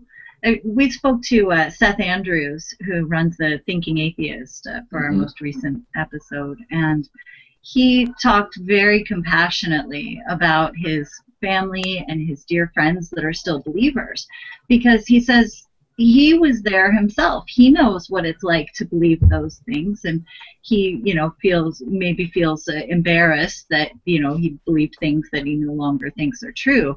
But he can't say like he hates the people that taught him those things, or he thinks, or he hates the people that believe what he used to, because he has compassion for them, because that's where he came from, and that's where we try to kind of approach it. And we can be angry, and we can be mocking, and we can be very passionate about speaking out about those negative beliefs, those things that we do not think are true and we think they're harmful. But in general, I think the atheist community is pretty good about and getting better about not being hateful toward people. And I think that's an important distinction. But even when you're not, you still get accused of being that way. Oh, sure, yeah. Absolutely. No matter what you say, time. they're going to call you, hateful. I had somebody on my page come to me and says, I've followed your opinions locally here for a year because I write to my local paper about various things, including my atheism and religious things. And he said, your attacks are very personal. And I go, name one person that I have ever singled out as to attack because they were religious. One, and he couldn't name one. Of course not. I've read all of your letters. Just up for general discussion. Because to them, attacking the belief is attacking the believer. Yes, that's the thing. They take personally when you point out that Noah's Ark, physically we have the dimensions. It tells us how big it is. There's no fucking way that the critters are going to fit. Didn't happen in the story, and they take it as though, but it goes a step past that. Greta Christina says, there's some similarities between coming out gay and coming out atheist, and there are some differences. Yeah. Whenever someone comes out as gay, they're not saying everybody who's straight is wrong. That's not implicit in coming out gay. You come out atheist by saying, I no longer believe in what you believe. There's the implication that I'm saying you're wrong. Right. Yep. And you can't get around that. I mean, I do believe they're wrong. They believe I've said this before. I honestly conclusion you came to yourself, and then they take it personally and think that you're attacking them based on logical conclusions you've come to in your own head. Well, like Rich and Tim were just saying earlier, it's not just a belief when you're in that Pentecostal or the evangelical faiths or the charismatics. Some faith traditions are who you are. It is not what I believe, it's what I am. So if you attack something they believe, you are. I am a Christian. I don't believe in Christianity. I am a Christian. Yeah. I am a Muslim. And that's why am it feels a Mormon. So personal. Yeah. I'm not religious. I have a relationship. Right. Yeah, with dopamine in your head. Yep. Yep. I love dopamine, but there's better ways to get it. There's the person here, Solomon Terra, who was saying in here that they had to come out as an atheist and a gay person, and it was very painful. Duty. Wow. And I have to say, I could honestly say this today. I think, especially with my mom, because she's not as intense as my dad is. My dad isn't Fred Phelps, but he listens to AFA, Brian Fisher. He believes that gay people are destroying America, that gay marriage is, we stopped going to his church to visit. We were visiting out of respect when my wife and I first got married. We stopped because when we were there with our kids, he preached an anti-gay sermon. Yeah. I just walked out. I just, good for you, yeah. But like after that, I tried to have a relationship with him, and then one day he just posted this shit on my wall, or his wall, and I went back and forth with him about it. It was something from the AFA about gays and gay marriage, and I said, Dad, if you're just going to be like this, I can't call you my father anymore. It's because you have to, I think sometimes, like a lot of times, it's the atheist being turned out by the religious family, but in my case, I felt like I don't want that kind of hate in my life. I don't want my kids around it. Yeah. And a lot of times now I want to disassociate myself with people that are religious, not because I hate them, but because some of the stuff they spew is so vile and vicious and hurtful to other people, tangibly hurtful. Yeah, I'm not trying to disassociate myself with all religious people. Just the few of them that and not just a few, the good amount of them who are, you know, committing crazy acts in the name of their religion or spewing just ridiculous nonsense, you know, and attaching it to their theology. Have you ever rejected any of your family members because of that type of thing? Either of you? Have you cut yourself off from them rather than the other way around? When you say family members, I am completely cut off from the family I had through marriage. No contact whatsoever. My daughter. But that whole side of the family, of course, when I resigned the church, within minutes I was told by my then wife that she was leaving as well. So it was kind of a set-up deal. Wow. But that whole family I have nothing to do with. I have disassociated myself with individuals because of their hateful views. Yes, I have done that. And don't regret it. I am very quick to. I can't take the intense fire and brimstone. You're going to hell because you're doing this and this. Mental anguish and guilt that they put on you. There are so many things that religion arbitrarily draws lines and creates hate. You know, it's like human rights. You know. If you go to my page, you say, "Oh wow, Rich is a feminist. Rich is a gay rights supporter, anti-racist. He's anti-racist. Legalize gay marijuana, right? Yeah. On the on the shirt right here, legalize gay. Can you see it? Oh, stand up a little bit, just a bit. There you go. Yeah. But you know, and you say, you know, Rich changed on everything he believed. Well, I did because the majority of the beliefs I held were based on what the Bible says. And when you throw out religion as the moral compass, you know, religion divides us, you know, gay and straight. It divides us through race. I mean, there were certain races that you were allowed just to go out and own. That's Bible. You know, you draw all these things that are Bible, and it creates a way of separating. Was there an element of racism within the church you were part of? Oh, yeah. That was one of the breaking points is in East Texas, there are white churches and black churches. There are no interracial churches. And we were trying to work with another church to create a multiracial culture, and I was told real quick that was not going to work. And it did not. So, yeah, there is a huge... even Tony Evans, who is a black preacher, I think in Dallas, had a piece called the most segregated hour in America, and he was referring to Sunday morning. So yeah, racism is it's crazy how you guys just mentioned that, because before I was just going to say, I was thinking about earlier in the show how it's people just find ways for themselves to attach themselves to like a system of hate. Like they have like misguided hate, so they want to apply it to something like that has some sort of impact, even if it's negative. So if it's like bringing down like this group of people, like they just channel their hatred towards this one group of people for no other reason but just to channel their hatred and get it out, and they convince themselves that they believe that they hate those people in order so they can get that shit out of their system. Which really is all Marilyn based Manson, on fear. one of the things Marilyn Manson says is when people leave God, they don't miss God, they miss the devil. They miss a common enemy. Mm. You know, and you look at it really.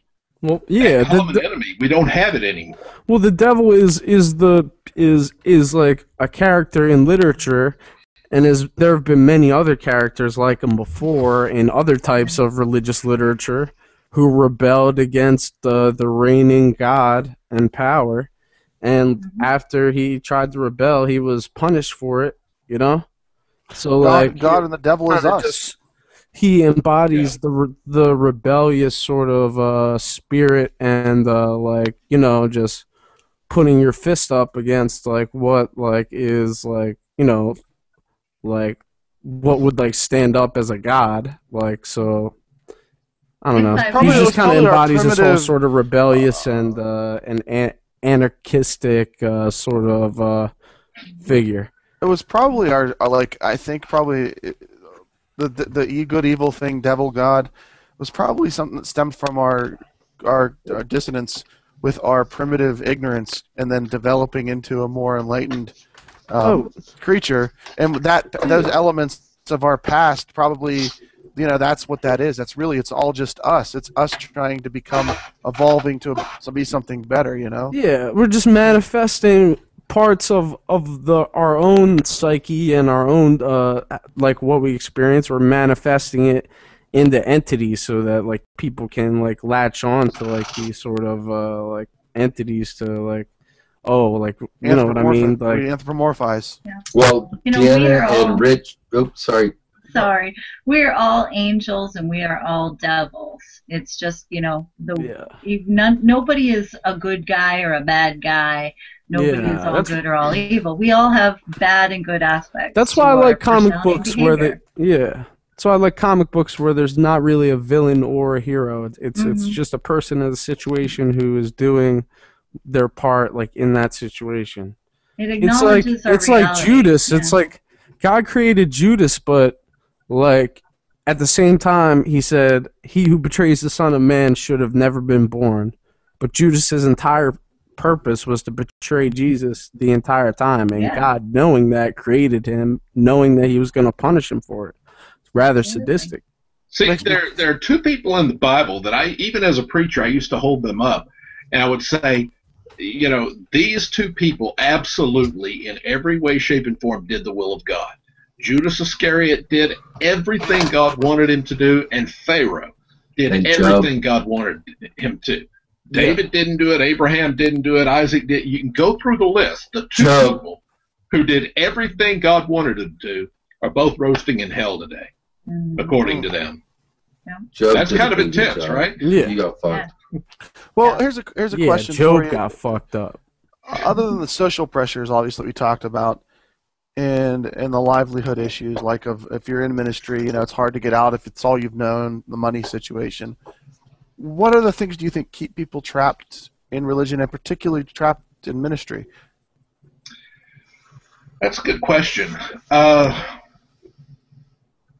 The ones that I'm familiar with, especially in ministry, it's primarily family and the financial situation. I mean, like most of them, most of them would, if they had a way of, paying the bills, a way to get out, they honestly would do it. And that's why I think one of the things that we can do is by supporting the clergy project. They've got some long-term goals. We would like to have scholarships where we could take people and help them retrain so that they can get jobs and things of that nature. And it's going to take a concerted effort within the community to do that. But family is a huge thing. Nobody wants to destroy their family. Nobody wants to, blow the world up like I did. I mean, I didn't want to do that. Like I said, when I knew it was going to cost me everything, I had no clue what everything really cost, what everything really meant. And when I finally, as the picture got bigger and bigger and bigger, there was no turning back. So I think that, it's one of those things that they should carefully consider. I think family is a huge thing that keeps people not only in ministry, but in religion. And I think also you've got, the structure of how will the community view me if I don't go versus if I don't believe. You can be a very, very, very, very casual Christian and not be any different from an intense Christian in their eyes. It is very different for somebody who's just a believer to come out than probably somebody who's in ministry, who's known as a minister in their community. It's different than just the average layman saying, "I don't believe anymore." It's a stigma, more of a stigma attached to that, I would think, right? There was for me. I was not welcome in any church in my community. And let me backtrack a little bit. I was told the day that I actually resigned, I was called by my presbyter, and he said, "I will, one of your men from your church has said you no longer believe the articles of faith, and he's going to ask you to resign. And I thought about that, and he was right. I didn't believe it was a sin for women to cut their hair, for women to wear makeup, or for a woman to wear pants, or all of these things that we considered the articles of faith. I didn't believe anymore, so I resigned. My presbyter called me later and said, I thought you were a better man than that. And I said, then what? And he said, well, I understand that your church was going to present evidence that you'd been having an affair, and rather than face the evidence, you resigned. So I effectively was convicted of adultery, which I was not guilty of. Never had a chance to defend myself. So that rumor, that spread through the community in a small East Texas town. Wow. You're a marked man. You can't work anywhere. You can't go to church anywhere. At that point, I was an island because of that. And that kind of stuff is very real. So I can see people totally that can hold you into something. And I understand that. Hey, Rich, how do you find the atheist community on the other side? Do you find the fellowship to be similar or dissimilar? There are ways that it's similar, and there are ways that it's different. Inside more the church, fun. What's that? More fun. Oh, I do have definitely. more fun. I'll drink to that. Here. Woo! Yes. Cheers. The church community is an echo chamber. When I was the pastor, I could not get anyone to disagree with me. It just didn't happen. And the reason is because he's the pastor. He hears from God. He's always right. So you had this huge echo chamber. You go to an atheist event, and you have people with these strange things called opinions. And they've all got their own. They're kind of like elbows. Everybody's got them, and I've never seen my own because but You gotta back your shit up now. That's a good one. So it's just the community. Actually, I find the atheist community much more stimulating, and I've seen situations. I've done atheist weddings. I've done atheist funerals. I have seen situations that bring atheists together. And my heart is warmed by the fact that we have good people among us. We have people who will sacrifice to help somebody else, not because God's going to bless them in the great here, not here and gone and by, but because it's the the right person thing to fucking do. needs help and I have $5 I can send. I mean, it really reinforces my belief in humanity when I see the atheist community, especially as it grows. It becomes an even better community. I'm excited. The future's better. Wasn't it for you, at least it was for me, your own sense of human decency that brought you to atheism? That the things you were believing in were just destructive and hurtful to other people and yourself. And for me, it wasn't just what it was doing to me. It was what I saw what I started to see what it was doing to other people, even people I loved and cared about. How it affected them. I see lives unlived because of church. And true. One that's real emotional for me, and I still get worked up about it, is my grandmother. She died in her chair with a Bible on her lap, and just died like that. And she believed God told her that she was going to see the second coming. That she was going to see Jesus come back on the clouds and the white horse. And he spoke that to her, and she believed it. So when she got cancer, she had belief that she was going to get healed because God had promised that to her. And I saw her every time we'd visit her struggling with that when she knew, part of her knew she was dying, and part of her still believed that and holding on to that. And I just think of a life of a young, I think back all the way to her as a young child, probably because she wasn't dumb. She was probably a bright young kid taken with just this stuff shoved in there, and then the end of your life, like you said, a life unlived, a life where you're sitting in a chair with the Bible on your lap, and the last minutes you spend on this earth are praying to somebody at an empty ceiling where nobody's there. That's so sad to me. It's heartbreaking. I just picture my grandmother sitting there at the end, and not a peaceful thing. maybe it was peaceful to her. Maybe I don't know what she felt because I wasn't her. But I just think that there's a tragedy in that. An unlived life. That hurt. Yeah. And it's when it's somebody you love and care about and you value, and you start to see them in that context, the loss is just immeasurable. Yeah. You don't want them to hurt. I'm so sorry, Tim. That's harsh. Tim. Yeah, I'm trying to be a pastor here and have something comforting to say. I'm sorry, man. I just Tim, I don't apologize. No, I appreciate you sharing, and it brings a story to my mind. You know, I was one of those preachers that had a gift of healing, and I was credited with healing people of cancer. And, of course, it's easy to heal cancer when that shit's not diagnosed, you know, because you ain't healing shit because they don't have it. But when my father-in-law got cancer, it was diagnosed and had, you know, a brutal battle with a very difficult kind of cancer. And every time I prayed for him, I wanted with everything within me for that man to be healed, and believed that he would be.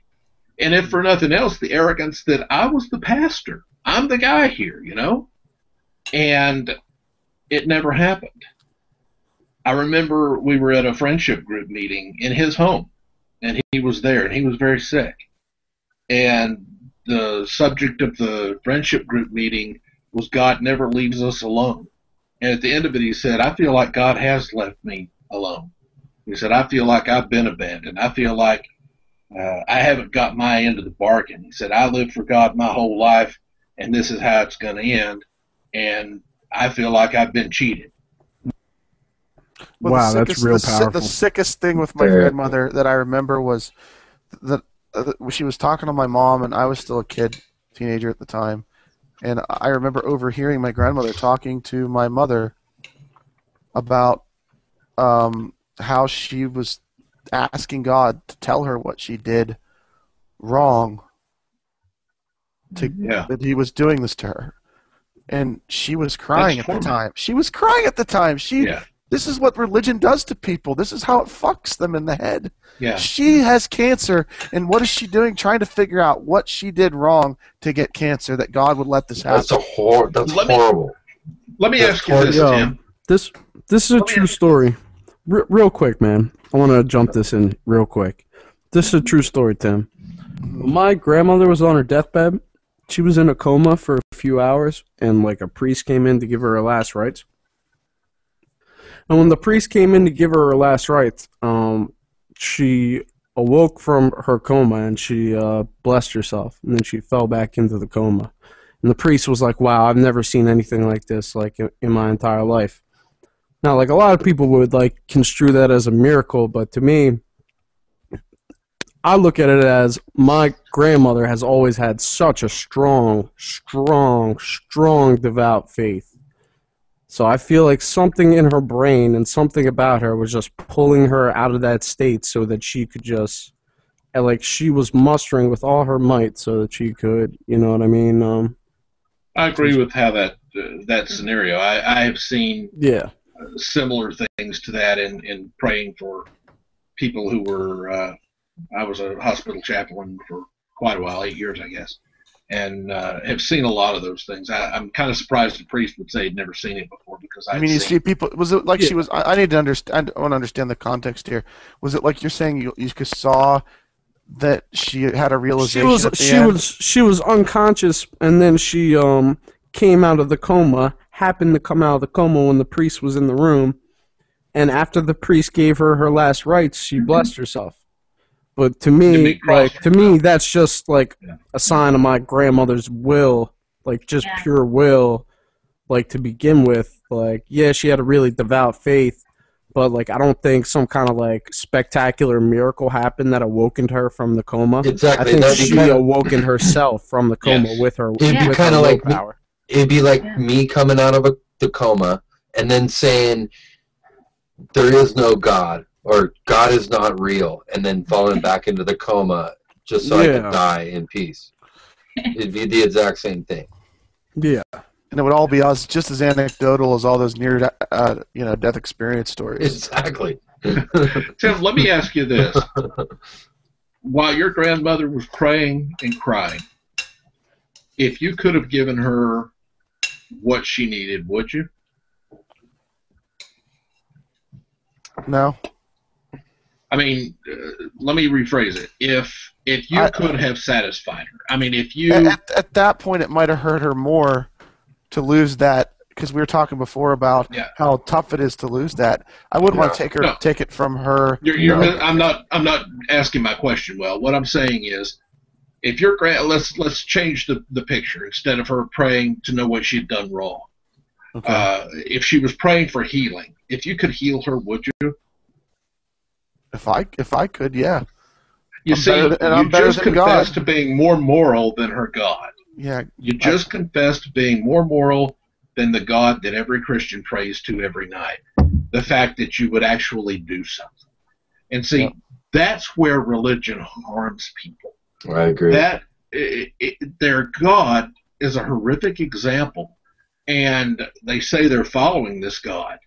And essentially, you have people that have the morals of sheep herders of 4,000 years ago in a modern society, and it's simply no longer compatible with a society that has evolved and needs to evolve in order to save itself from itself. That healing thing is really painful for me to hear that, because what seems to be going on in people's heads is number one, they believe that if they are good and devoted to God and that He is, on their side, that they, number one, probably wouldn't be getting sick in the first place, like how your grandmother was very disappointed that she thought that she had done something wrong and she was being punished for having the cancer. Yeah, that's a horrible. You have to rationalize it. Then people think, well, okay, maybe the disease itself is just, it's just the course of life, but God will heal me. And then that's, that causes them pain in that direction.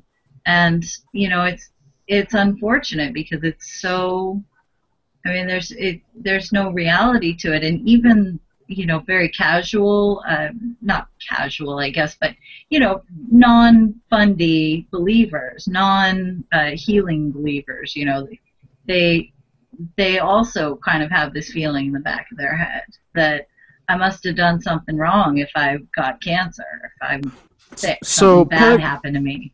So Pentecostal church, you guys would actually, like, during the ceremony have healings, like, yeah, you would put your hand over their head and stuff like that, like the benediction, right? Oh, okay, wow. Did you do a benediction? The benediction? Is that where you did the healing? Well, I kind of our church was kind of different. I wanted my praise and worship group to sound like ZZ Top and rock the place. And so you guys were kind of like a contemporary. We became that. We were not that to begin with. Contemporary healers? What's that? Contemporary healers? The style of the church service is called contemporary when you incorporate like modern music and things like that into it. Yeah. Oh, okay. But, yeah, we became that, and even used secular music in some of the songs that we did. And then I would preach, depending on whatever it was, how long it was. But what I called my real ministry was the after service, when the band's up there rocking their hearts out, and everybody's in their own place doing their own thing, and I just kind of wander and meander, and that was my thing. That was where I was at my best. Walk around like your hands mingling with everyone, right? What's that? Mingling with everyone. Like your hand's a metal detector, looking for people to pray for.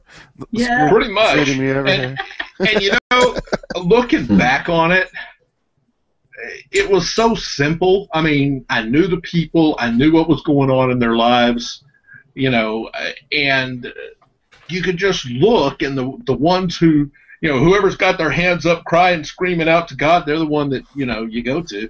I mean, it wasn't exactly rocket science. You get the biggest show out of, Those physical cues, who looks at you like furtively and maybe looks away. They're guilty about something. So you can go up, whether you're a preacher or not, you can go up to that person and go, something is bothering you, my child. Would you like to confess something? And they'll be like, oh, you got the power. Would you guys ever go up to people and be like, all right, like, I need you to overreact so that we can get, like, the spirit flowing, like, through everybody? You don't need to. The music does it. The atmosphere does it. People just do it themselves and have, like, a panic attack by themselves. That's what the whole, if I'm right, Rich, it's what the whole service is about. The service is designed for that. Yeah. You know, the service, and if you don't get there, it's because we just didn't do it right. So, I mean, no, never, ever did I ask anyone to exaggerate or do anything. Never. We didn't need that. Yeah. Because it almost seems like people are like, it's like, come on, son. It's almost like they're acting. But at the same time, you can see how they could be so swept up in it that they think that the spirit is going through them. But it's just a chemical release in their brain. Worship services usually follow a pattern. They usually start with, like, real upbeat songs. Real, like, energy-filled songs, and then towards the end they ease off into, like, the slow worship, and they're manipulating your emotions, and it works really well. Oh yeah, Deanna and Rich. Kevin, Rich and our guest Kevin talked about this in one of our episodes. Kevin wrote the music that's our theme music. He said his band is called Morrison's Prophecy. It's like a Nine Inch Nails style. It's very cool stuff. But Kevin was in the music ministry, and him and Rich just sat and talked for a long time about the techniques you use just with the music as one part of the service. You work people up, you increase the bass, you pop it more energy, or you slow it down. You are literally like controlling people like a musical instrument. You are playing them. You're playing their emotions, and then you add in all the other parts of the service. You've got the the speaking and the rituals and the standing and the singing and the all of that. I mean, it's no wonder people get all worked up. Highest. Yeah, people get all worked up. What do you guys think about these newer, more progressive churches that aren't like a Pentecostal church, yet they're still, focused on the gospel of Jesus and the words of Jesus, that, they're a little more accepting of the gay community, where they might have some gay members? Because I know of a church that, they have homosexual members, but they identify themselves as SSA as a term, and same-sex attraction. I actually went to a church like that for a while. When I was, 13 or 14, I was a troubled kid from a troubled home, and I ended up in a foster home for a while. And the foster home they put me in, now I knew at this point that I didn't like churchy shit, and I was pretty sure I didn't believe it. And the social worker that was taking me over to drop me off with this family, she was like, well, they're a good Christian family. And I was like, whoa, wait a sec. They're not going to make me go to church or anything, are they? And she goes, oh, no, they won't do any of that to you. Sure enough, the first time I refused to go to church, the father family is screaming in my face, but good Christian family. Anyways, they were members of the Vineyard Church. There's one here in Seattle, and those are, they're a franchise. I don't know what you call it when there's a bunch of churches. Winds of worship, winds of worship. Denomination. Yeah, it's like a denomination, but I think of it as a franchise. You know? Yeah, they have worship music too that they sell. I used to buy the CDs. It. Yeah, they're well known for that. So they take me to this church, and the first thing they want to tell you is how progressive and how inclusive they are, and they tell you all about how much but then it starts coming down that you realize that it's just the same as all the other churches. And in fact, they said, the dad of the foster family was like, we were in the church, and he was like, oh, you see Bob over there in the blue shirt? Yeah. He used to be gay, but we cured him through the power of prayer and Jesus Christ. And I was like, I was 13, and this was 20 years ago, and I was like, that's not right. I'm thinking, I have no idea what's going on, but that's not cool. Admiral, we have enemy ships in Sector 27. Whoa. It's a trap. Whoa, what's going on? Time warp, man. I'm freaking out right now. I'm just Where are we right now? Every time Tim does that, I feel like I'm in another dimension right after he does that, and everything has changed. I'm thinking Admiral Akbar, it's a trap, get out of the way, Yes. That's exactly what I was thinking. I was like, this is kind of weird. But, you know, they want to tell you how much they accept people and point out a bunch of people that used to be gay, but we cured them, blah, blah, blah. But to think that, you know, they label it as same-sex attraction and you know, that it's some kind of, you know, arbitrary thing that can be cured or resolved or, you know, helped through some kind of, it's like a spiritual malady. Yeah. No, it's a spiritual malady. Oh yeah, what they sell it as. It's and that's sad to me. A spiritual hate malady. the sin, love the sinner. You know. Yeah. But a spiritual malady. I mean, to think that, you know, it's how you were born. You don't have any control over it, and to be told that you're wrong and bad and that it's a malady. And well, you're talking about people that believe there are principalities and powers of homosexuality. You're talking about demonic hierarchies and things like that these people believe in. That they believe there's like actual spirits of homosexuality. Yeah, They believe that shit for real. I mean, really believe that shit. It totally goes against what they're actually preaching as far as I'm concerned. I mean, I'm sure other people would disagree. Cognitive dissonance is not something that's unheard of in the church.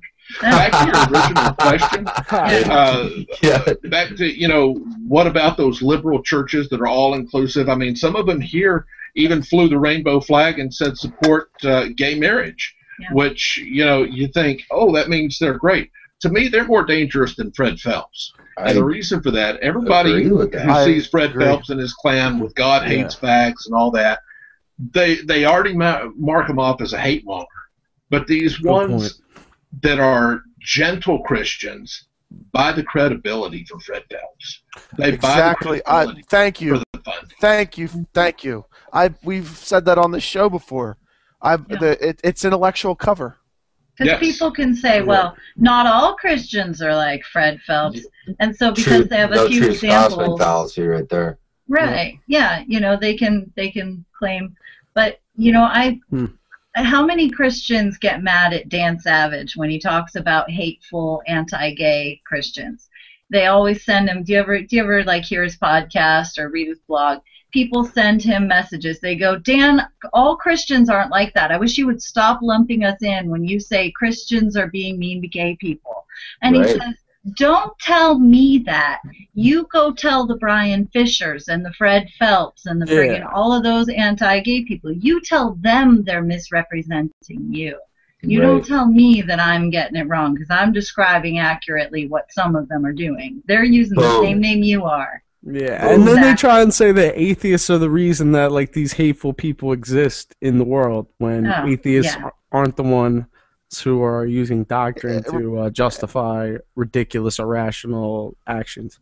Most people I've met that have come out of religion into atheism are some of the kindest, most understanding people I've ever met. Because it takes whatever it takes to break free from that. I'm not still sure I know what it is completely. I agree. I don't know either, but we're working on it. There's something about it that drives you. That's not just something that's personal. It's a connection you have with what's going on and what religion is doing to other people. And that understanding, really, I think it's an empathy that we have, that we understand what's going on with a lot of these people. And we're getting towards the end here. We got 2 minutes, but we go a little over. But there's a last statement. I just want to. Lance asked this question in the chat earlier, and I want you to, maybe both of you can answer this, or you can answer it together. What would you say right now? If there's anybody watching this that doesn't know about recovering from religion, doesn't know about living after faith, that's in ministry, that's maybe questioning their beliefs, or is trapped as an atheist as a pastor or in ministry, what would you say to them right now if you could talk to them one-on-one? What I would say to them is, number one, don't get in a hurry. Take your time. Examine what you're thinking and be confident. Don't be afraid to examine. Don't be afraid to question. Question everything. And begin on an exit strategy. If you've reached a place and you're a minister and you've reached the place that your struggle of faith is such that you are serious enough to question your belief that you would look and actually begin to talk to another person who's been through that. If you're at that point in your ministry, you need to be getting out of ministry anyway. And you need to find an exit strategy, because a broken person, we used to say in the ministry, hurt people hurt people. And if a minister is broken in his faith, he or she needs to look for an exit strategy, because you're going to hurt people. True. You're going to hurt people. There's nothing, don't destroy yourself, but find an exit strategy. And I would also tell them there's a good community of good people, better people than you can imagine. Ask Teresa McVeigh. She's been treated better by the atheist community than she was by the religious community. I can say the same thing. 20 years of ministry. I've been an atheist 6 years now. I can honestly tell you, I have found better people, more compassionate people who are willing, as Tim said, they have that empathy. They know the pain. They've hurt themselves. And they know how to reach out and make a community and help with that pain. And if I can add anything to that, it would be, you're not alone. You're going to make it through this. You can do it. Right. You can be strong. You're not the only one who doesn't believe all of the stuff around you that doesn't seem right. Use your intellectual integrity and find out your own answers, and use your compassion to make your life and the people around you's life better, that you don't have to follow along with everyone else. We're all here waiting for you with open arms. That's a great message. Statement. So how do people get a hold of you guys? If let's say there's somebody out there that wants to talk some more, get some advice, how do they get in touch with Recovering from Religion or the Clergy Project? Can you go through real quick and give a quick synopsis of how people can get help if they want it? Yeah. The Clergy Project is a closed forum online group for ministers and former ministers of all stripes. TheClergyProject.org is where it can be found, and there's a screening process. They protect privacy like a mama lion protects its little baby cubs. So that's a real secure community. There is Recovering from Religion, which is we're the official podcast of recoveringfromreligion.org. That is a network of support groups for people, and you don't have to be ministry or anything, just ordinary people who have come out of religion. People are starting local groups. They're getting together online, and they're supporting each other. And you can find our podcasts at livingafterfaith.com. And we're on Facebook and Twitter, and we try to keep all the content synced between all of those. And we tell people's stories, and we talk about strategies for recovering from religion and how to not just live after faith, but how to live after faith. Right on. I think what you guys do is good. I could drink to that. Yeah, it's absolutely for sure. Yeah. Thank you, Ogma. What you guys do for people is, people Thank really you. do struggle with. They really struggle with their whole grip on reality once the reality's been wiped from underneath them. So I want to say I really need something to fall back on a personal level, appreciate what you guys do, because I was alone through my process like you were, Rich. Yeah. And it's a horrible thing to go through alone. And I think if the best thing we can do as atheists, as a community, is make sure that as least of many people as possible have to go through that process. Yes. Where they're groping in the dark and have no help, and that's what this is for. And thank you guys for doing what you do. I appreciate it. That's why we started the podcast, because Rich knew when he left his religion and when he lost everything and everything changed, he didn't know of anybody else that was going through it. So we said, we've got to do this podcast so he can tell his story and other people can tell theirs, and everybody knows that you can live after faith, and you can do it well. It's rough, but it's doable. I remember when we started the podcast, I thought there would be probably dozens of people that would listen to it, and our most listened to episode, which is titled Too Fucked Up to Fuck. Yes, you need to hear that. Number 4, baby. Number 4. Yeah. Has been listened to close to 10,000 times. We never would have thought there was so many people. I had no idea Catchy that there was I thought there may be dozens of people in the world who would be going through, not tens of thousands. Yeah, Wow. that's awesome. People were porn searching and stuff and came across. Are you no, I'm guys just kidding. are you guys up for staying after to hang out with people that might want to come in and talk? Or Yeah, I'm down with it. Sure. sure. okay, Yeah. so All we're right, gonna, grab why don't we another open beer? up the room? no, we'll open up the room. Go ahead, Aaron and Og, if you want to share that. If you wherever, I'll post it on my page. We'll go Yeah. after that. But this track we're going to go out on here, this is. I'll go ahead and describe it, Og, and I'll play it after you're done. Oh, We'll this go is out. just a track that I just recently recorded for a Cypher competition that a lot of people in Grand Unified did, including C-Gats and Johnny Hoax, Matt Lee.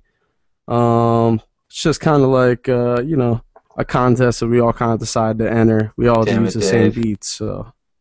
Cool. Well, we'll go out on this and have a good night, everybody. We'll see you in the chat room if you want to join us, and take it easy. Grand Unified Theory. Grand Unified Theory.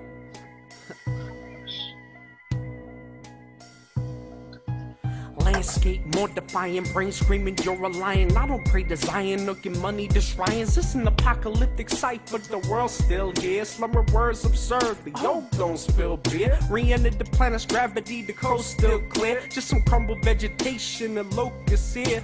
Spitting from the heart, cause rhythm spinning my gears. Without the class for stress, with them focus clear. I ain't got the Lambo or Lear. Rather I'ma spend my off time fishing at piers, wearing the same fucking clothes, not changed in years. Smelling like babe with the fresh sex and beer. Still pull a 10 and the ace is near. Beat the beat over the head till it breaks a tear. None of these starving artists is complacent here. You looking for Gucci rags, change the station beers. Gallons of opiates funnel straight through your ear, so that it's clear you hearing dope, then you follow for years. Grand Unified Theory, rip a siphon peer, and it's backcraft flows with the Tyson jeer, keeping it real.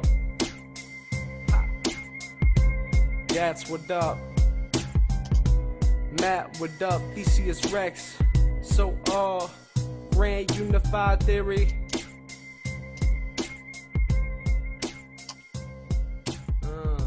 Interstate, hold your head, kid. That was pretty sick. Thanks, man. Glad you like that.